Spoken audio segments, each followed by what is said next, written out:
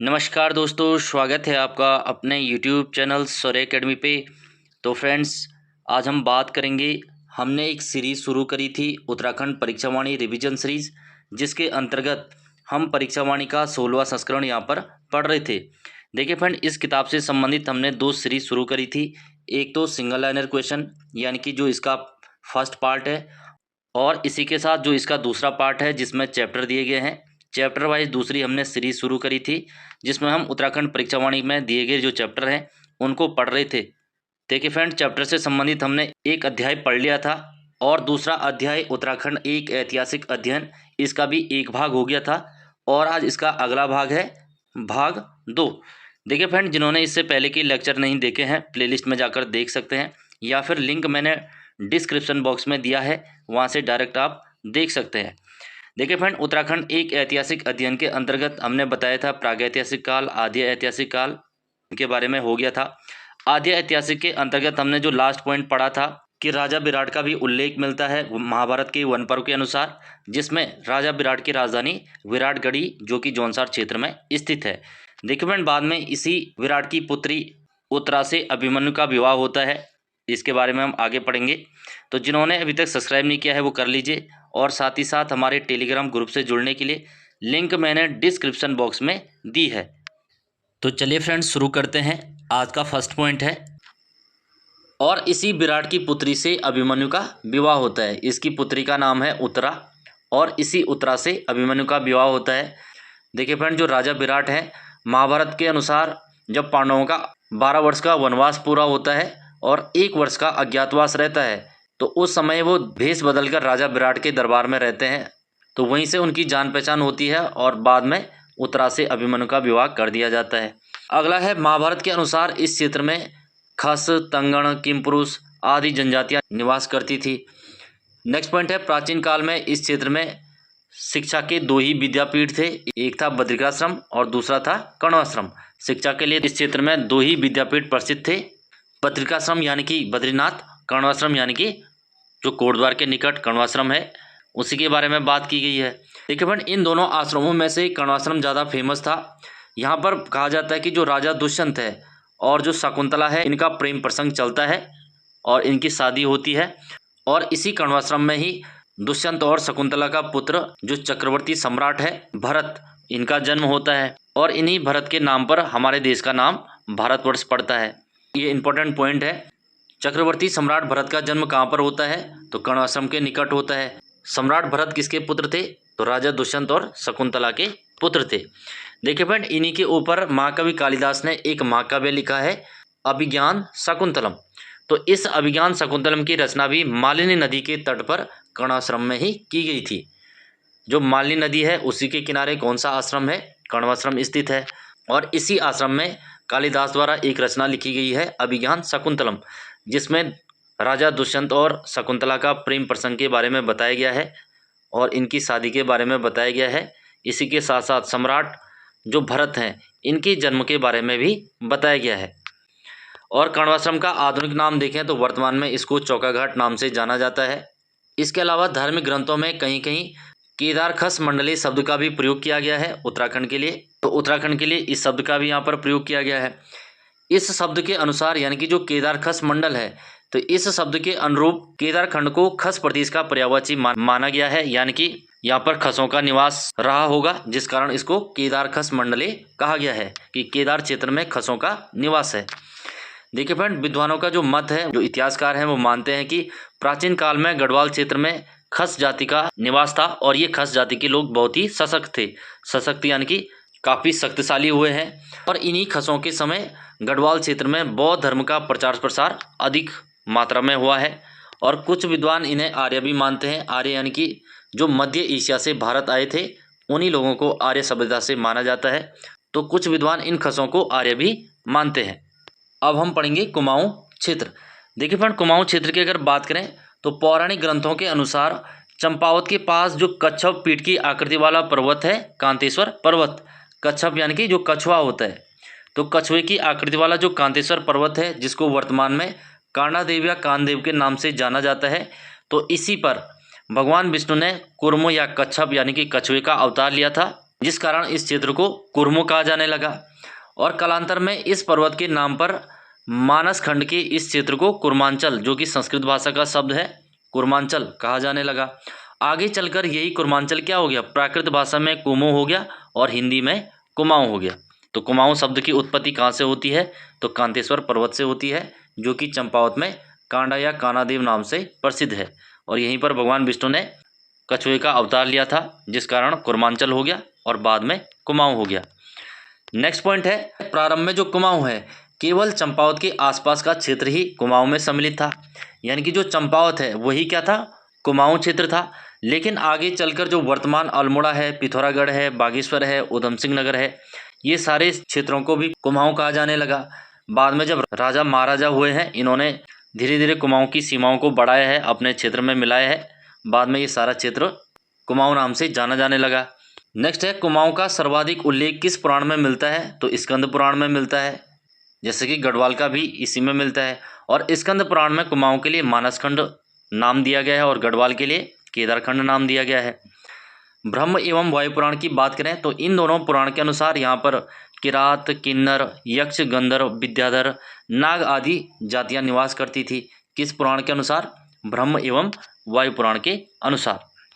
देखिए फ्रेंड, महाभारत के अनुसार भी कुमाऊं क्षेत्र में किरात, किन्नर, यक्ष, तंगव, कुलिंद, खस आदि जातियों का निवास था। ये सारी जातियां कुमाऊं क्षेत्र में निवास करती थी महाभारत के अनुसार। और इसमें एक मंदिर हमें मिलता है, जाखन देवी मंदिर, जो कि अल्मोड़ा के अंदर अभी भी स्थित है। इसके अस्तित्व की बात करें तो ये काफ़ी पुराना है, यानी कि प्राचीन काल में ये मंदिर बनाया गया है।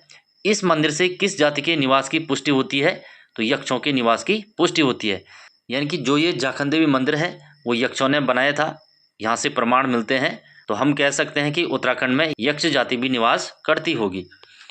नेक्स्ट है, कुमाऊं में जो बीनाग या बेनीनाग मंदिर है, धौलनाग मंदिर है, कालीनाग मंदिर है, इसी के साथ साथ पिंगल नाग, खरहरी नाग, बासुकी नाग, ये सारे जो नाग देवता मंदिर हैं, तो ये नाग जाति के लोगों के निवास की पुष्टि करते हैं। यानी कि ये सारे नाग मंदिर किसने बनाए हैं, तो नाग जाति के लोगों ने बनाए हैं, जिनका कि महाभारत और पुराणों में उल्लेख दिया गया है, ब्रह्म एवं वायु पुराण में उल्लेख दिया गया है। और जो सबसे प्रसिद्ध नाग मंदिर है वो बीनाग या बेनीनाग मंदिर है, जो कि पिथौरागढ़ में स्थित है। ये इंपॉर्टेंट पॉइंट है, ये आपको याद रखना है। बीनाग या बेनीनाग मंदिर कहाँ है, पिथौरागढ़ में है, जो कि नाग जाति के निवास की पुष्टि करता है। अगला पॉइंट है, देखिए फ्रेंड, कुमाऊं की जो प्राचीन जाति है किरात जाति, तो किरात जाति के वंशज आज भी कुमाऊं में निवास कर रहे हैं। कहाँ पर निवास कर रहे हैं, तो पिथौरागढ़ के अस्कोट और डीडीहाट नामक स्थान पर। तो इन किरातों की भाषा क्या है, तो मुंडा भाषा है। तो ये भी महाभारत के अनुसार यहाँ पर किरात जाति निवास करती थी, तो उनके वंशज आज भी अस्कोट और डीडीहाट में निवास कर रहे हैं। और किरातों के बाद अगर बात करें तो कुमाऊं में खस जाति का उल्लेख मिलता है, जो कि काफ़ी सशक्त यानी कि शक्तिशाली थी, जिस कारण बौद्ध धर्म का प्रचार प्रसार उत्तराखंड में इन्हीं के समय अधिक मात्रा में हुआ। इन्हीं खसों ने क्या किया, उत्तराखंड में बौद्ध धर्म अपनाया और बौद्ध धर्म का आगे प्रचार प्रसार किया। बाद में कत्यूरी शासकों ने इनको यहाँ से हटाया और फिर से शैव और वैष्णव धर्म को आगे बढ़ाया, यानी कि हिंदू धर्म को आगे बढ़ाया। कुमाऊं में राजपूतों के प्रवेश से पहले खसों का ही प्रभुत्व था, यानी कि कुमाऊं में जब चंद राजपूत हुए हैं या कत्यूरी राजपूत हुए हैं, कुणिंद राजपूत हुए हैं, तो इनसे पहले जो जाति यहाँ पर निवास कर रही थी वो खस जाति निवास कर रही थी। जैसे ही कुणिंद कत्यूरी आते हैं, खसों का ये दमन करते हैं, अपना साम्राज्य स्थापित करते हैं, तो वहीं से स्टार्ट होता है ऐतिहासिक काल। अब इसमें हम पढ़ेंगे ऐतिहासिक काल। देखिए फ्रेंड, ऐतिहासिक काल, प्रागैतिहासिक काल और आदि ऐतिहासिक काल, इसके बारे में हमने जब चैप्टर शुरू करा था उसमें बताया था।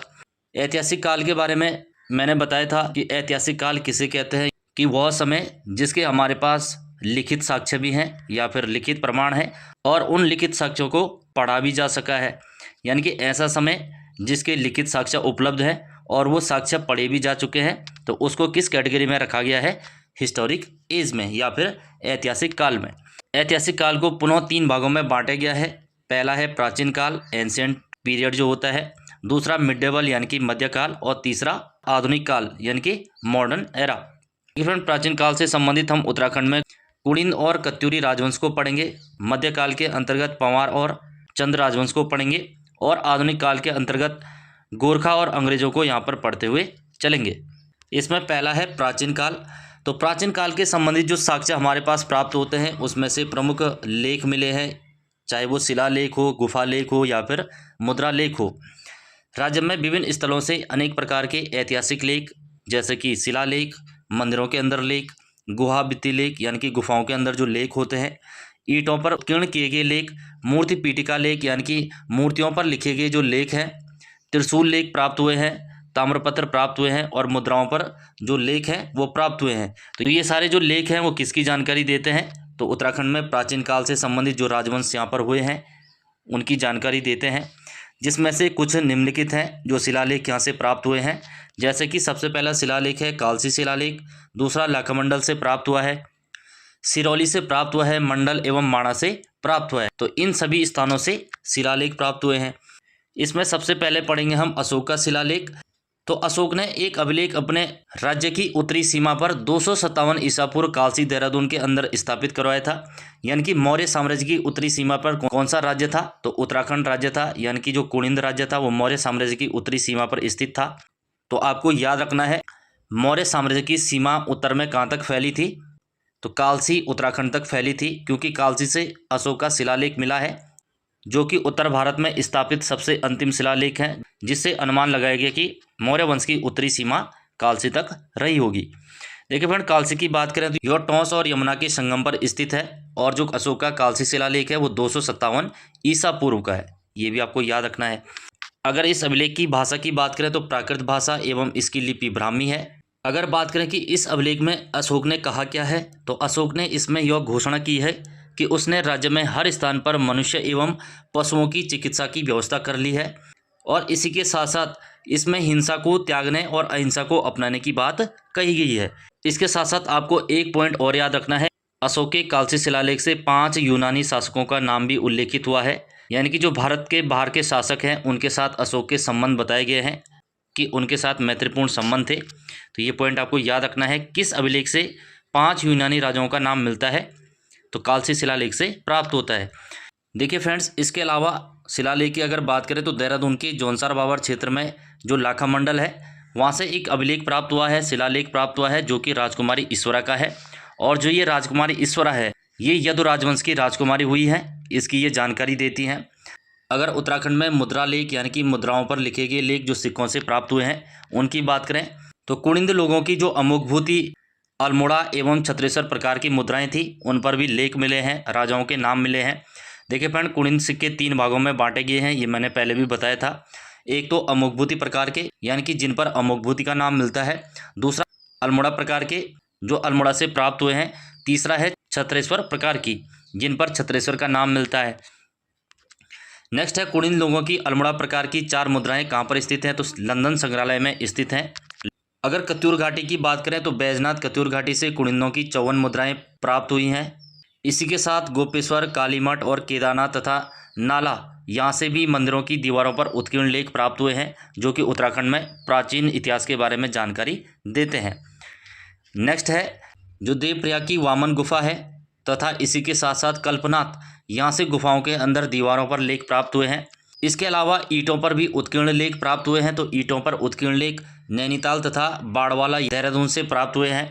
अगला है मूर्ति पीठिका लेख यानी कि मूर्तियों के पृष्ठभाग पर लेख प्राप्त हुए हैं। तो देवलगढ़ और कोलसारी से या फिर कुलसारी जो चमोली के अंदर है वहाँ से प्राप्त हुए हैं। तो ये आपको याद रखना है।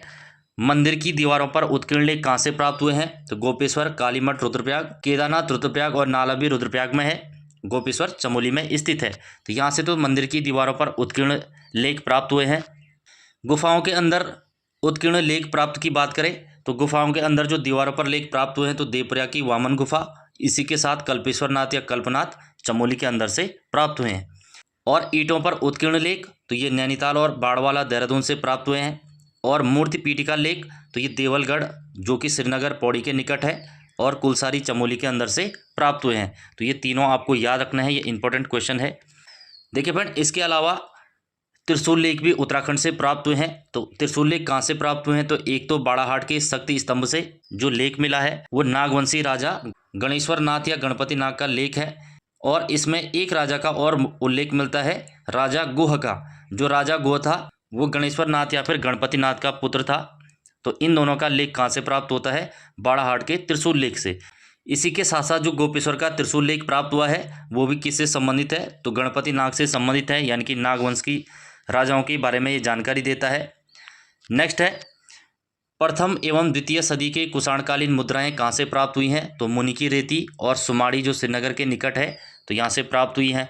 मुनि की रेती टिहरी में स्थित है, तो यहाँ से पहली और दूसरी सदी की कुषाण वंश के शासकों की मुद्राएं प्राप्त हुई हैं। मूर्ध्वज स्तूप से तीसरी सदी के मुद्रा लेख प्राप्त हुए हैं, यानी कि सिक्के मिले हैं, उन पर लेख लिखे गए हैं। तो ये कहाँ से प्राप्त हुए हैं, मूर्ध्वज जो कि कोटद्वार में स्थित है। इसी के साथ साथ कार्तिकेयपुर राजाओं का भी यहाँ पर उल्लेख मिलता है। इनके जो ताम्रपत्र मिले हैं पांडुकेश्वर, कंडारा, चंपावत और बैजनाथ आदि स्थानों से प्राप्त हुए हैं। तो ये भी इंपॉर्टेंट पॉइंट है। कार्तिकेयपुर राजाओं के जो ताम्रपत्र मिले हैं कहाँ से मिले हैं, तो पांडुकेश्वर, कंडारा, चंपावत और बैजनाथ से प्राप्त हुए हैं। इसके अलावा कुड़िन शासकों की जानकारी भी मिलती है। कुड़िन शासकों की अगर बात करें तो कुड़िन उत्तराखंड पर शासन करने वाली पहली राजनीतिक शक्ति थी। इसी के साथ साथ उत्तराखंड के पहाड़ी क्षेत्रों में लगभग 6वीं सदी ईसा पूर्व से लेकर 3री-4थी सदी तक इनकी कई शाखाओं ने यहाँ पर शासन किया था। 600 BC से लेकर 300 ईस्वी तक इन्होंने यहाँ पर शासन किया है।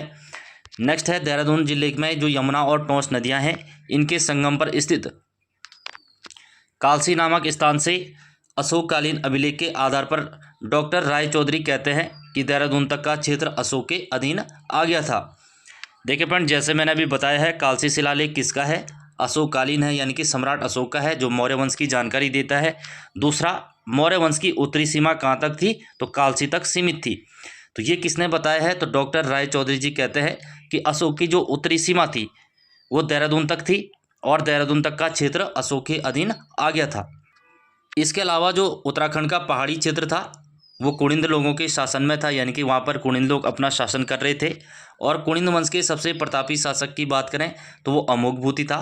कुड़िंद वंश का सबसे महान शासक अमोघभूति, जिसके सिक्के भी प्राप्त हुए हैं। और इसके जो सिक्के थे चांदी के सिक्के थे, चांदी धातु से बने थे। नेक्स्ट है जो कुड़िंद शासक अमोघभूति है, इसकी रजत और ताम्र मुद्राएं यानी कि चांदी और तांबे के सिक्के प्राप्त हुए हैं।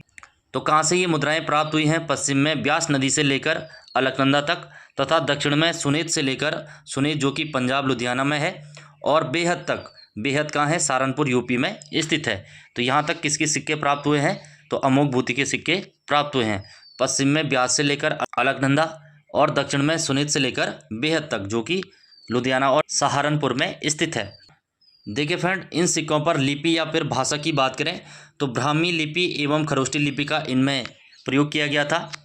इनके अग्रभाग पर यानी कि आगे वाले भाग पर देवी तथा मृग का चित्र अंकित था। किसके सिक्के की बात हो रही है, तो अमोघभूति के सिक्कों की बात हो रही है। यानी कि अमोघभूति के सिक्कों के अग्रभाग पर देवी लक्ष्मी और मृग का चित्र अंकित था, यानी कि जो हिरण है वो बनाया गया था और देवी लक्ष्मी का भी चित्र अंकित था। और इन्हीं कुड़िन शासकों की अल्मोड़ा सिक्कों के बारे में बात करें तो अल्मोड़ा सिक्कों से कुड़िन शासकों के 8 नरेशों का यहाँ पर पता चलता है। इसी के साथ साथ अल्मोड़ा से जो कुड़िन शासकों की मुद्राओं पर राजाओं के नाम है वो कौन कौन से हैं, आशिक है, गोमित्र है, हरदत्त, शिवदत्त, शिवपालित, इसके साथ साथ मगभग दत्त। तो इन 8 राजाओं का नाम किस पर मिला है, तो कुड़िंदों की जो अल्मोड़ा प्रकार की मुद्राएं थी उनसे ये प्राप्त हुआ है। इसके अलावा कुड़िंदों की जो तीसरी प्रकार की मुद्रा थी वो छत्रेश्वर प्रकार की थी, जिस पर छत्रेश्वर भगवान का चित्र अंकित था, जिसको भगवान शिव के रूप में जाना जाता है। इसीलिए कुड़िंदों के जो कुल देवता थे वो छत्रेश्वर थे। इनके सिक्कों पर छत्रेश्वर का नाम भी मिलता है और जो छत्रेश्वर है उनको भगवान शिव का रूप माना गया है। इसके अलावा कुड़िन शासकों ने भगवान शिव के नाम पर छत्रेश्वर प्रकार के सिक्के जारी किए। जैसे कि मैंने बताया 3 प्रकार के थे, अल्मोड़ा प्रकार, अमोघभूति प्रकार और छत्रेश्वर प्रकार। नेक्स्ट पॉइंट है प्रथम सदी ईसा पूर्व में अमोघभूति की मृत्यु के बाद शकों ने इनके मैदानी क्षेत्रों पर अधिकार कर लिया। यानी कि जैसे ही अमोघभूति सबसे प्रतापी शासक की मृत्यु होती है तो जो मैदानी भाग है वहाँ पर शकों का निवास हो जाता है, यानी कि शकों का अधिकार हो जाता है। इन शक जाति की पुष्टि की अगर बात करें तो उत्तराखंड में शकों के निवास की पुष्टि कहाँ से होती है कि शकों ने यहाँ पर निवास किया था, तो कुमाऊं में प्रचलित जो शक संवत था, इसी के साथ साथ सूर्य की मूर्तियाँ मिली हैं। और कुमाऊं में अल्मोड़ा में कोसी नदी के पास स्थित जो कटारमल सूर्य मंदिर है, यहाँ से शकों के बारे में जानकारी मिलती है। जो कटारमल सूर्य मंदिर है वो राजा कटारमल ने बनाया था, जो कि शक जाति का राजा था या शक वंश से संबंधित शासक था। देखिए फ्रेंड्स, जैसे ही शकों का अंत होता है उसके बाद तराई वाले भाग पर कुषाणों का अधिकार हो जाता है, यानी कि भारत में कुषाण वंश की सत्ता स्थापित होती है। तो कुषाणों के अधिकार में जो मैदानी भाग है वो चला जाता है। कुषाणों की अगर बात करें, इनके अवशेष उत्तराखंड में कहाँ से मिले हैं, तो वीरभद्र यानी कि ऋषिकेश से प्राप्त हुए हैं। मोरध्वज जो कोटद्वार के पास है, गोविषाण यानी कि काशीपुर, यहाँ से इनके पर्याप्त मात्रा में अवशेष मिले हैं। अवशेषों में बात करें कि इनका क्या क्या मिला है, तो सबसे पहले तो इनके सिक्के प्राप्त हुए हैं जो कि राजा वसु से संबंधित थे, और राजा वसु की 7 स्वर्ण मुद्राएं खटीमा से प्राप्त हुई हैं, और खटीमा कहाँ है, उधम सिंह नगर में स्थित हैं। तो खटीमा से कुषाण शासक वसु की 7 स्वर्ण मुद्राएं प्राप्त हुई हैं। ये इंपॉर्टेंट क्वेश्चन है, ये आपको याद रखना है कि खटीमा से किस राजा की 7 स्वर्ण मुद्राएं प्राप्त हुई हैं, सोने के सिक्के। तो वसु नामक राजा का नाम मिलता है जो कुषाण वंश का शासक था। देखिए फ्रेंड, इसके अलावा कुड़िंदों के जो समकालीन शासक थे, यौधेय शासक, इनकी भी मुद्राएं यहाँ से प्राप्त होती हैं। तो इनकी मुद्राएं कहाँ से प्राप्त होती हैं, तो जौनसार बावर देहरादून में, कालों का डांडा जो पौड़ी क्षेत्र है यानी कि लैंसडाउन है, तो यहाँ से इनके शासन की पुष्टि होती है। इनके जो सिक्के हैं वो यहाँ से प्राप्त होते हैं, जो बताते हैं कि उत्तराखंड में यौधेयों का शासन भी रहा होगा। देखिए फ्रेंड, ये जो यौधेय शासक थे ये यमुना घाटी में निवास करते हैं, यानी कि काल से इनकी राजधानी थी। यमुना घाटी में इन्होंने शासन किया है, और कुषाणों को कुचलने में महत्वपूर्ण भूमिका भी इन्हीं की रही है। जैसे ही कुषाण वंश के प्रतापी शासक कनिष्क की मृत्यु होती है, उसके बाद धीरे धीरे जो बाद के कुषाण शासक हुए हैं वो उतने पावरफुल नहीं हुए हैं, यानी कि उतने शक्तिशाली नहीं हुए हैं, जिस कारण उत्तराखंड में यौधेय शासक उभर कर सामने आए और उन्होंने कुषाणों को यहाँ से भगा दिया और अपना शासन उत्तराखंड पर स्थापित कर दिया।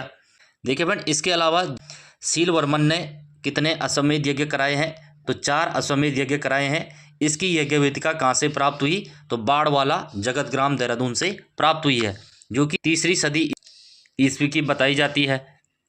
देखिए फ्रेंड, इस सीलवर्मन की बात करें तो कुछ विद्वान इसको कुणिन तो कुछ यौधेय मानते हैं, जबकि सीलवर्मन शासक का जो उल्लेख मिलता है तो गोत्रीय राजवंश में मिलता है। गोत्रीय राजवंश जिसने यमुना घाटी में शासन किया है, तो उसका सबसे महान शासक था सीलवर्मन। इसके अलावा इसको कुणिन और यौधेय भी माना गया है। नेक्स्ट पॉइंट है, कुछ इतिहासकारों के अनुसार आगे चलकर कुणिन लोगों ने कर्तपुर राज्य की स्थापना की, जिसमें उत्तराखंड, हिमाचल तथा रुहेलखंड का उत्तरी भाग सम्मिलित था।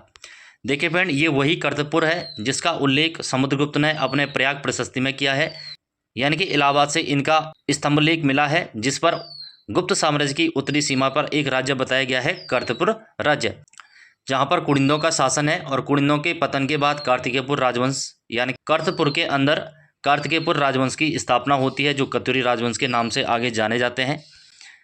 नेक्स्ट पॉइंट है, समुद्रगुप्त की प्रयाग प्रशस्ति में कर्तपुर राज्य को गुप्त साम्राज्य की उत्तरी सीमा पर स्थित एक अधीन राज्य बताया गया है, यानी कि गुप्त साम्राज्य की उत्तरी सीमा पर एक राज्य है कर्तपुर, जो गुप्त वंश के अधीन है, यानी कि गुप्तों के अधिकार क्षेत्र में है, और इसी कर्तपुर को कुमाऊं और गढ़वाल के रूप में जाना गया है।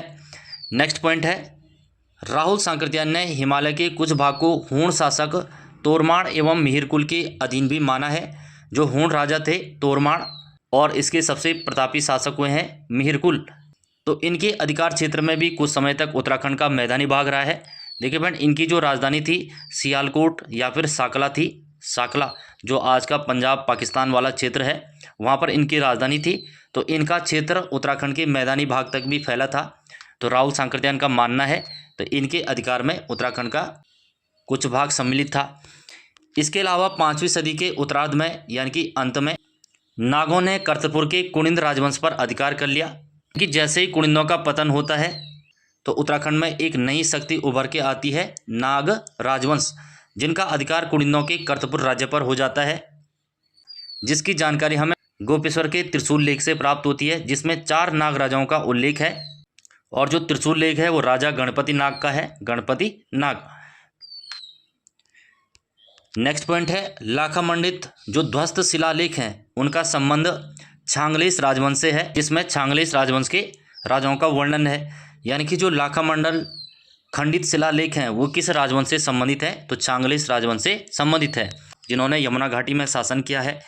इस अभिलेख में छांगलेश राजवंश के राजा जयदास, गुहेश, अचल, छांगलेश दास, रुद्रेश दास और केतु का नाम मिलता है। इसके अलावा यमुना घाटी में एक राजवंश और होता है, सिंहपुर का यदु राजवंश। सिंहपुर यानी कि जो यमुना घाटी है उसी को बताया गया है सिंहपुर। तो सिंहपुर का यदु राजवंश। इसकी जानकारी के स्रोत के बारे में बात करें तो जो लाखा मंडल से शिलालेख प्राप्त हुआ था देहरादून के अंदर से, राजकुमारी ईश्वरा का शिलालेख था, जो इसी सिंहपुर के यदु राजवंश की राजकुमारी थी। देखिए फ्रेंड, इस शिलालेख से यदु राजवंश के 12 राजाओं के नामों का उल्लेख होता है और इसमें बताया गया है कि यदु राजवंश का संस्थापक है वो सेन वर्मन था और जो राजकुमारी ईश्वरा है वो राजा भास्कर वर्मन की पुत्री थी, जिसका विवाह जालंधर के नरेश या फिर जालंधर के राजकुमार चंद्रगुप्त से हुआ था। इन्हीं चंद्रगुप्त की पत्नी थी राजकुमारी ईश्वरा। तो इनका शिलालेख कहाँ से प्राप्त होता है तो लाखा मंडल से प्राप्त होता है। और लाखा मंडल खंडित शिलालेख किस राजवंश से संबंधित है तो छांगलेस राजवंश से है। खंडित यानी कि जो टूटे फूटे हैं तो वो तो छांगलेस से हैं, जबकि लाखा मंडल शिलालेख किससे है राजकुमारी ईश्वरा से है, जो कि यदु राजवंश की जानकारी का स्रोत है। यदि राजकुमारी ईश्वरा के शिलालेख की बात करें तो ये 5वीं से 6वीं सदी ईस्वी का प्राप्त होता है, यानी कि 5वीं 6वीं सदी ईस्वी में इन्होंने लिखवाया था। इसके अलावा जो नागवंश, जैसे कि मैंने बताया था, उत्तराखंड से नागवंश की जानकारी भी प्राप्त होती है। इन्होंने यमुना घाटी में यादवों के पश्चात नागवंश की स्थापना की थी और इस वंश की जानकारी का जो प्रमुख स्रोत है गणपति नाग का 6वीं 7वीं सदी ईस्वी का जो त्रिशूल लेख है गोपेश्वर से प्राप्त हुआ है, तो इसकी जानकारी का मुख्य स्रोत है। इस लेख में बताया गया है कि जो गणपति नाग है इसके द्वारा अपने राज्यारोहण के दूसरे वर्ष रुद्र महालय के सामने शक्ति त्रिशूल है उसको स्थापित करवाया गया था। रुद्र महालय यानी कि जो गोपेश्वर का गोपीनाथ मंदिर है उसी को रुद्र महालय कहा गया है और उसकी स्थापना किसने करवाई थी गणपति नाग ने करवाई थी। देखिए फ्रेंड, जो गोपेश्वर त्रिशूल लेख है यानी कि शक्ति त्रिशूल लेख है, इसमें गणपति नाग के अलावा 3 अन्य राजाओं का भी नाम उल्लेख है। एक तो स्कंदनाग है, दूसरा विभुनाग है और तीसरा अंशुनाग है। तो गोपेश्वर त्रिशूल लेख से कितने नाग राजाओं का उल्लेख मिलता है तो 4 नाग राजाओं का उल्लेख मिलता है। एक तो गणपति नाग का मिलता है जिसने वो लिखवाया है या स्थापित करवाया है, दूसरा स्कंदनाग, तीसरा विभुनाग और चौथा अंशुनाग। तो ये सारे नागवंश के राजा हुए हैं जिन्होंने उत्तराखंड में शासन किया है। देखिए फ्रेंड, गोपेश्वर त्रिशूल लेख की अगर लिपि की बात करें तो ये ब्राह्मी लिपि में लिखा गया लेख है। जैसे ही उत्तराखंड में नागों का अंत होता है तो 6वीं सदी के उत्तरार्ध में यानी कि 6वीं सदी के अंत में कन्नौज के जो मौखरी राजवंश है इन्होंने उत्तराखंड में जो नागों की सत्ता थी उस पर अपना अधिकार कर लिया, यानी कि नागों के थोड़ा बहुत बचे शासक थे उनका भी अंत करके उत्तराखंड में अपना शासन स्थापित कर लिया, यानी कि उत्तराखंड अब कन्नौज के मौखरी राजवंश के अधीन चले गया। देखिए फ्रेंड, मौखरी वंश के बारे में बात करें तो मौखरी वंश का जो अंतिम शासक था ग्रहवर्मा या ग्रहवर्मन था। इसकी जब हत्या हो जाती है तो मौखरी राज्य उसके बहनोई थानेश्वर के नरेश हर्षवर्धन तो इनके अधीन चले जाता है। अब कन्नौज पर अधिकार हो गया है हर्षवर्धन का, जिसकी पहली राजधानी थानेश्वर थी और जो नई राजधानी है वो कहाँ बनाएगी तो कन्नौज में बनाएगी। तो हर्ष की 2 राजधानियाँ थी, एक तो थानेश्वर जो आज का हरियाणा है, दूसरा कन्नौज उत्तर प्रदेश क्षेत्र में। अब उत्तराखंड का जो क्षेत्र है वो हर्ष के अधीन चले गया है। हर्षवर्धन के बारे में उल्लेख मिलता है कि इसने एक पर्वतीय राजकुमारी से विवाह किया था। देखिए फ्रेंड्स, हर्षवर्धन के बारे में जानकारी का मुख्य स्रोत उनके राजकवि बाणभट्ट द्वारा रचित हर्षचरित ग्रंथ है, जिसमें हर्षवर्धन के शासनकाल का उल्लेख किया गया है और उत्तराखंड भ्रमण पर आने वाले लोगों का वर्णन भी किया गया है। इसके अलावा हर्ष के समय एक फेमस चीनी यात्री भारत आता है जिसका नाम था हुइनसांग। कहाँ से आया था तो चीन से आया था। देखिए फ्रेंड्स, इस हुइनसांग ने हिमालय के क्षेत्र को पोलीहिमोपुलो यानी कि ब्रह्मपुर राज्य बताया है, यानी कि उत्तराखंड का नाम ब्रह्मपुर बताया है।